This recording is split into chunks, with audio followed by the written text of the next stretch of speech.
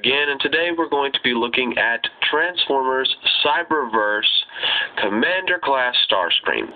This is a figure that I've been meaning to do for a while. I've been on a little bit of a hiatus. I do apologize, but we're going to get right down to it. This is Starscream in his Earth jet mode, and it's not too bad. The only major gripe I have here is that in his vehicle mode you can see his toes. I wish they'd have been able to find a way to hide that a little better. And his nose cone and the front end of the jet in general is a little bit out of proportion with the rest of the figure. But other than that, he's quite nice. There's no landing gear. And you can obviously see every bit of robot kibble underneath. But again, all in all, not too bad. His robot mode, though, more than makes up for the flaws in this vehicle mode, which we will get to right now. But before we do, actually, as a size comparison from vehicle to vehicle, I have here a figure that I'm going to be reviewing up very soon that I thought I would show off right now, and that is the Commander Class Dreadwing. So you can get a decent idea of how he stacks up to a Commander Class vehicle. You can see he's just about the same size jet as Dreadwing.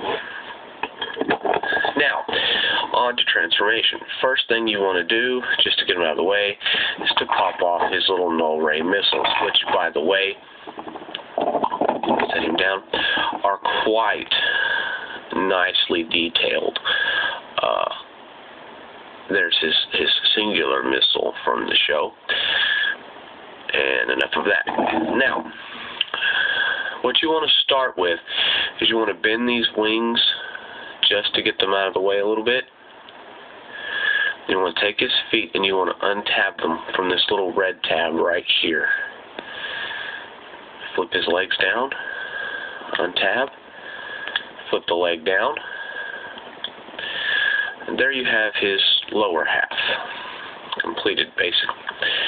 Then you want to come up here and you have a tab, one tab right here, a little red tab. You want to pull forward. You'll see it's right there. Pull forward, and yay, there's his head. Then you want to separate at the arms, and you want to pull them down, and when you do, you're going to get a little bit of revealers action. The head's going to pop up. You're going to turn around, you're going to flip the head the rest of the way up, fold the arms straight, arms straight. Then you want to come back here, lift up the tail fin, spin it around, slide it up against the back. Then you want to pull the wings all the way back, and here you have a little bit of playability, however you want them displayed. The official instructions say to leave them like this, but you can bend them out a little bit. You can do whatever you want to customize your Commander Class Starscream. It's completely up to you. I'm going to leave him like this for this review because that's the way the instructions say to have him. Now you're going to see the first major problem with this figure is his little stubby legs make it hard for him to stand. Also, you will notice that on his hand he does have the tip of the nose cone of the plane attached to his fist, but realistically it's not that bad. This figure is actually quite nice. And one other thing is you take his little weapons, and when you plug them in on the side here of his hand, and on this one, it kind of takes that effect away from the issue of the clearances with that away, and it also kind of helps to stabilize him a little bit. I'm going to try to get him to stand here, but he's not. He's very, very flimsy. Only major. There he goes. There we are. All right. There it is. Okay. And there is Starscream Commander Class in robot mode.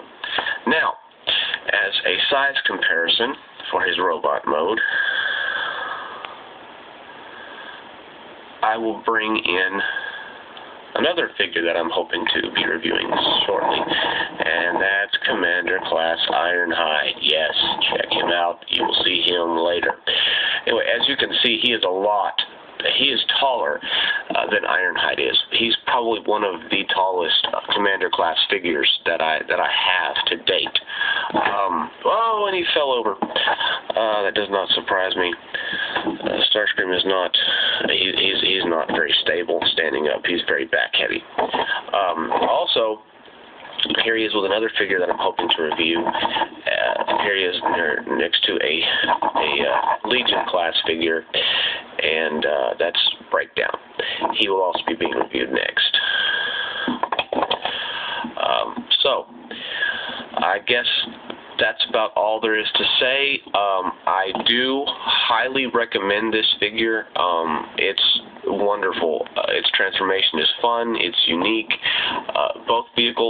His vehicle mode is a little off, but his robot mode makes it all the worthwhile, just like Megatron's.